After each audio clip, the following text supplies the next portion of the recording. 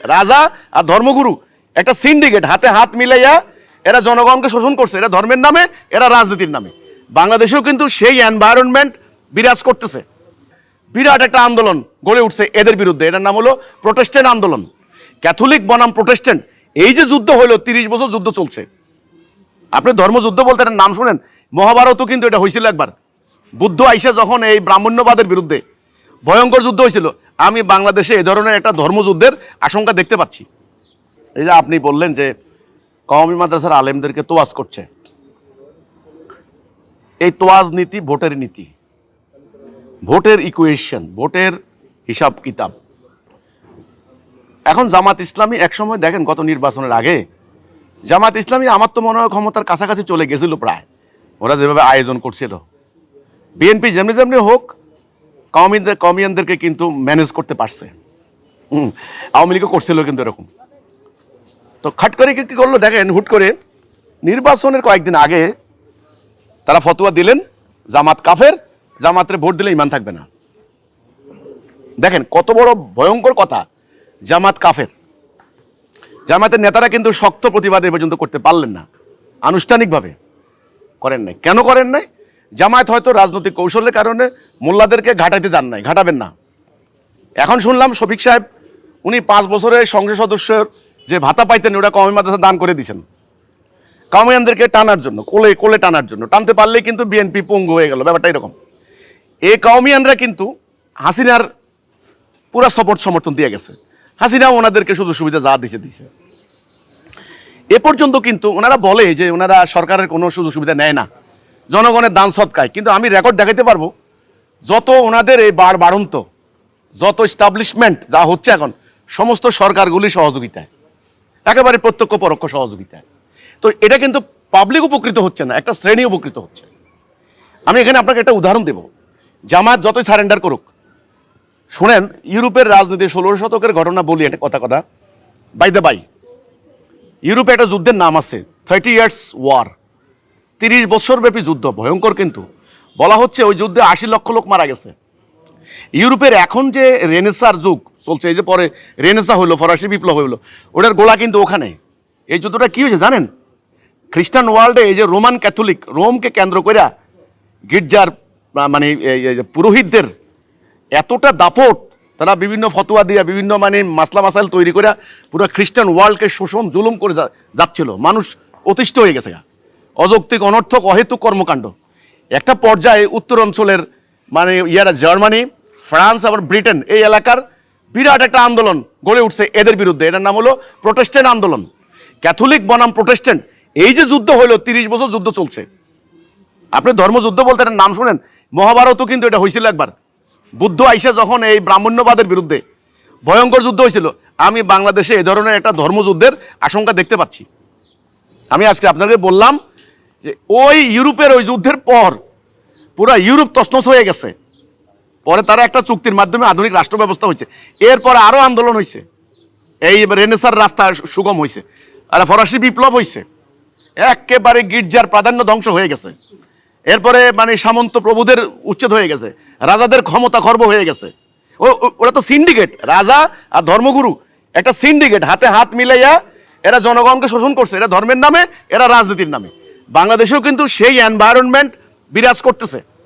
আমিও এখানে এই ধরনের একটা ভয়ঙ্কর ঘটনা সামনে আমি দেখতে পাচ্ছি। এখানে কিন্তু ঘটবে ভয়ঙ্কর একটা ঘটনা, কিন্তু এখানেও ঘটবে। এটা কি দুর্বল সরকার ব্যবস্থার কারণে ঘটতে পারে? হ্যাঁ, দুর্বল সরকার ব্যবস্থা, দুর্নীতিগ্রস্ত রাজনৈতিক ব্যবস্থা, ধর্মকে ব্যবহার করে রাজনীতি, তারপরে ধর্ম ব্যবসায়ীদের উপরে নির্ভরশীলতা, এদের মবকে বিচারের আওতায় না আনা, এদেরকে লাই দেওয়া, সুযোগ দেওয়া, এদেরকে মাঠে ছেড়ে দেওয়া। এরা মনে করে এদের কাছে ভোটার আছে, ভোটার তুষ্টি, এরা যদি ফতোয়া দেয় আমার গদি উল্টে যাব, এই ভয়। এর কারণে এদের বাড়ন্ত করতে দেওয়া হচ্ছে। একটা পরিস্থিতি আসবে, যুদ্ধ হবে। ওই যে 30 বছর ব্যাপী যুদ্ধ, 30 ইয়ার্স ওয়ার যাকে বলা হয়, এই আপনার মধ্যযুগ 16 শতকে প্রোটেস্ট্যান্ট আর ক্যাথলিকদের মধ্যে, এখানে বাংলাদেশে সেটা হবে। আমি বলে দিলাম, দেখবেন সামনের দিকে এটা হবে। যেভাবে বিভিন্ন ভিন্ন মতের মানুষের উপর হামলা, মব সৃষ্টি করা, আজকে এর বাড়িতে, কালকে ওর বাড়িতে, কালকে এর স্থাপনায়, পরশু ওর ওখানে, তরশু সাংস্কৃতিক অঙ্গনে, এই অরাজকতা বেশি দিন চলবে না। দেখবেন ক্ষুদ্র ক্ষুদ্র ক্ষুদ্র ক্ষুদ্র ক্ষুদ্র ক্ষুদ্র ছোট ছোট ছোট ছোট আগে ঘৃণা আসবে, প্রতিরোধ আসবে, এদের উপর থেকে শ্রদ্ধা ভক্তি নেমে যাবে, সম্মান ইজ্জত চলে যাবে, একটা পর্যায়ে ক্ষুদ্র ক্ষুদ্র প্রতিবাদগুলা প্রতিরোধগুলা একটা শক্তি হয়ে যাবে, এরা আল্লাহ তাআলার পক্ষ থেকে হয়ে যাবে। তখন এই ওই ওই আবার এখানেও ওই আলোকায়নের যুগ শুরু হবে, এনলাইটেনমেন্ট শুরু হয়ে যাবে এখানে, দেখবেন। এটা আমি আজকে বলে রাখলাম। তো আজকে আমার এখানে কথাটা, হিজবুত তৌহিদ আন্দোলন আজকে আক্রান্ত। আমি এখানে আমাদের যারা আপনার হলো কথিত সিভিল সোসাইটি, সুশীল সমাজ, এরা এখন চুপচাপ, কিছু বলে না। ওই যে ব্রাহ্মণবাড়িয়ায় আপনার ইয়েতে হামলা চালাইলো, সিনেমা বন্ধ করে দিছে, হ্যাঁ মানবাধিকার লঙ্ঘন হয়েছে, সংস্কৃতির বিরুদ্ধে আঘাত, এই এই মোল্লারা এই করছে ওই করছে, মানে তুল কালাম। অথচ হিজবুত তৌহিদ এই উগ্রবাদের বিরুদ্ধে লড়াই করতেছে নিঃস্বার্থভাবে। হিজবুত তৌহিদের লোকদেরকে হামলা করতেছে, নারীদেরকে বেইজ্জত করতেছে, অপমান করতেছে, হুমকি দিচ্ছে। এই কথিত সুশীলরা একটা কথাও বলে না।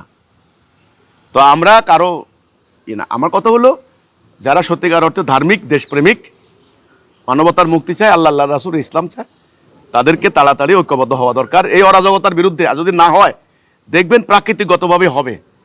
শুনেন, জোর করে, যেটা আল্লাহ রাসূলের ইসলাম না, আপনি জোর করে মানুষের খাওয়াইতে পারবেন না, বমি করবো। জোর করে খাওয়াইতে গেলে বমি করবো, নাহলে ডায়রিয়া হইব। বেশি দিন খাওয়াইতে পারবেন না, কিন্তু বলে দিলাম।